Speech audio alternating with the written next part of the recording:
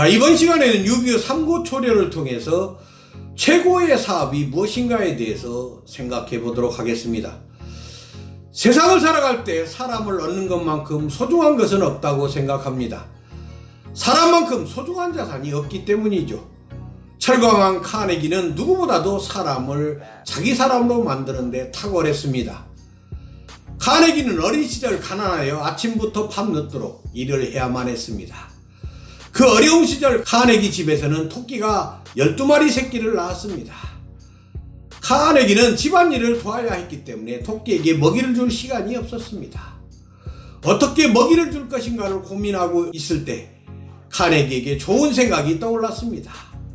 토끼에게 친구들로 이름을 붙여주어 친구들이 토끼를 각자 관리하도록 하는 것이었습니다.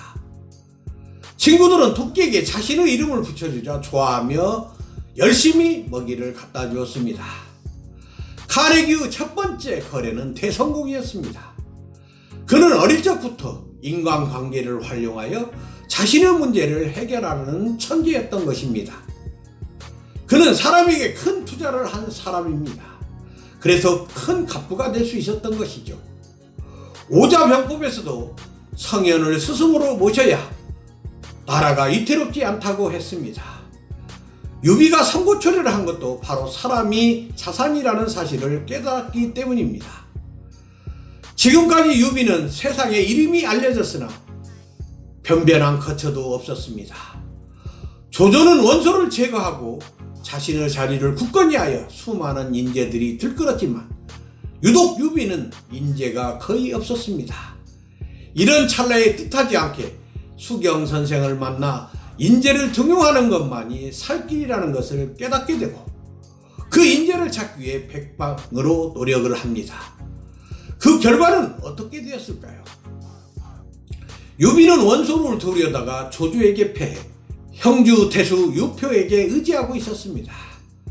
같은 집안인 유표는 유비에게 천리마까지 선물하며 아들이 있지만 믿었지 않다고 유비에게 형주를 맡아달라고 했습니다. 그 사실을 안 유표 부인은 동생 채모를 불러 당장 유비를 죽이라고 하였습니다. 채모는 홀로 신야에 있는 유비를 형주로 초청하여 제거하려고 하였습니다. 결국 가지 말라는 가신들의 만류에도 불구하고 거기에 간 유비는 결국 채모의 쾌락에 빠져 간신히 홀로 탈출하였습니다. 채모를 피해 달아나던 유비는 망떨어지에서 주인에게 해를 끼친다는 천리마가 그 강물을 뛰어넘어 간신히 위기에서 벗어날 수 있었습니다. 그런 와중에 우연히 수경선생을 만나게 되고 수경선생은 인재를 구하는 것만이 살 길이라고 이야기하면서 공룡과 봉추라는 인물을 추천합니다. 그렇지만 그들이 누구인지에 대해서는 아무런 말도 없었습니다. 이런 말을 듣고 난 유비는 얼마 지나지 않아 자신을 찾아온 서서담복을 만납니다. 인재를 구하던 유비는 담복을 보자 반가워 자신이 찾던 인물일 것이라고 생각하며 그를 중용합니다. 서서담복은 유비의 기대를 저버리지 않았습니다. 그의 지략은 정말 뛰어났습니다. 그의 지략으로 쳐들어온 조조군을 어렵지 않게 무찌를 수 있었습니다. 그러자 유비에게 지략가가 있다는 소식이 조조에게 들어갔고 그것을 안 조조는 서서담복이 효자라는 사실을 이용해 어머니를 볼모로 담복이 자신에게 오도록 만들었습니다. 지략의 위력을 보고 인물이 없이는 절대 큰일을 할 수 없다는 것을 깨달은 유비는 담복에게 자신의 곁에 있어 주기를 간곡히 부탁했지만 효자인 그는 유비의 간청을 뿌리치고 어머니가 있는 조조에게로 가기로 하였습니다. 그렇지만 유비의 인품에 반한 담복은 유비를 떠나면서 유비에게 커다란 선물을 주고 말았습니다. 공명을 첨가한 것입니다.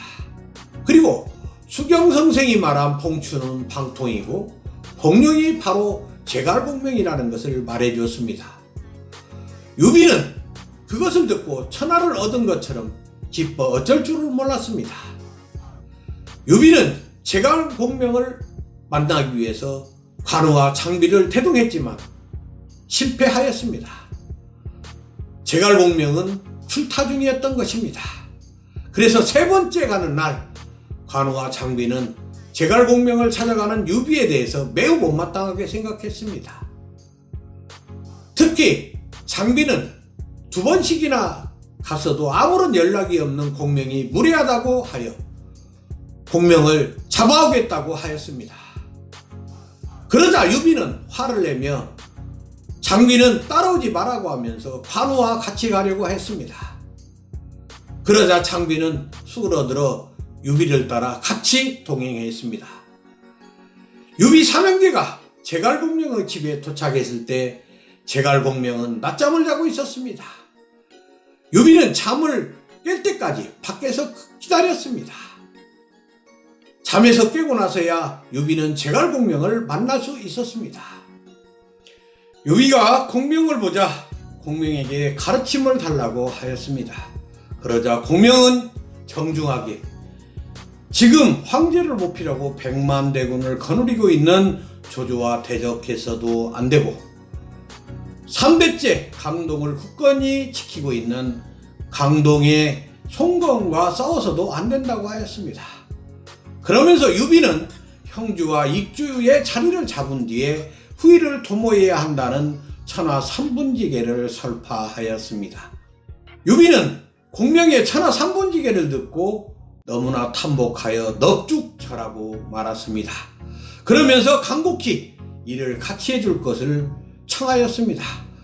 제갈공명은 유비의 진심 어린 청에 결국 유비의 제안을 수락하였습니다. 한편 조조는 유비가 신야에서 매일 군사들을 맹훈련시킨다는 소식을 듣고 하우돈으로 하여금 유비를 치도록 하였습니다. 하우돈을 대장으로 한 10만 대군이 쳐들어온다는 소식에 유비가 당황하여 관우와 장비에게 어떻게 할 것이냐고 묻자 장비와 관우는 비꼬는토록 공명에게 해결하라고 하면서 선뜻 나서지를 않았습니다. 그래서 유비는 어쩔 수 없이 공명을 찾아가서 공명에게 물었습니다. 그러자 공명은 하우돈의 10만 대군이 무서운 것이 아니라 두려운 것이 있다면 관우와 장비라는 것이었습니다. 관우와 장비가 자신의 말을 따르지 않을 것이라는 것입니다.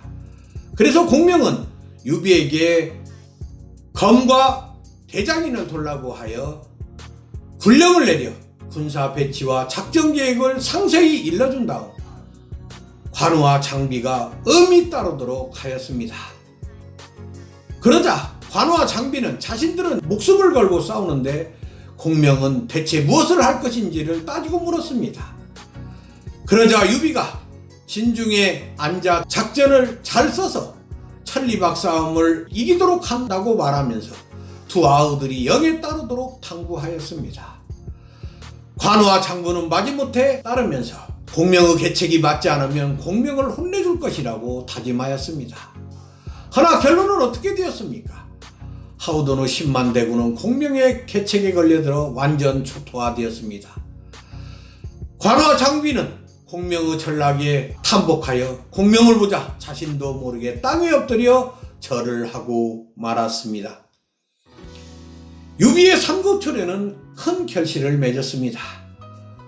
공명이 나타나기 전까지는 장수들의 용맹에 의존해 왔으나 공명이 나타나면서 상황이 완전히 반전되었습니다.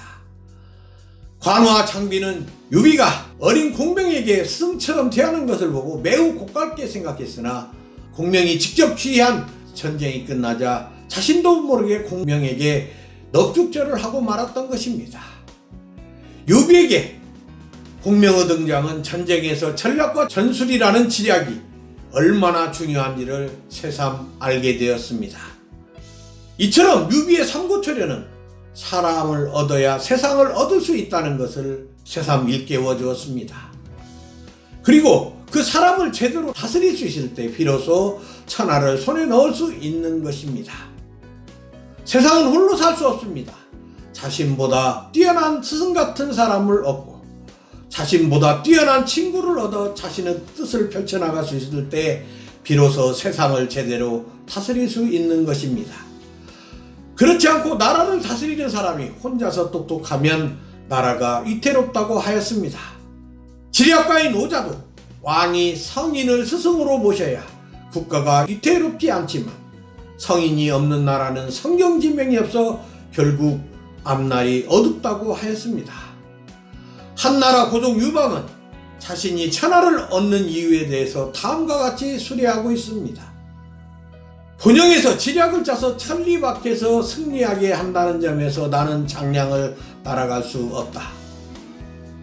내정의 충식, 민생의 안정, 불량의 조달, 복음료의 확보라는 점에서 나는 소아를 따라갈 수 없다. 100만이나 되는 대군을 자유자재로 지휘하며 승리를 거둘 수 없다는 점에서 나는 한신을 따라갈 수 없다.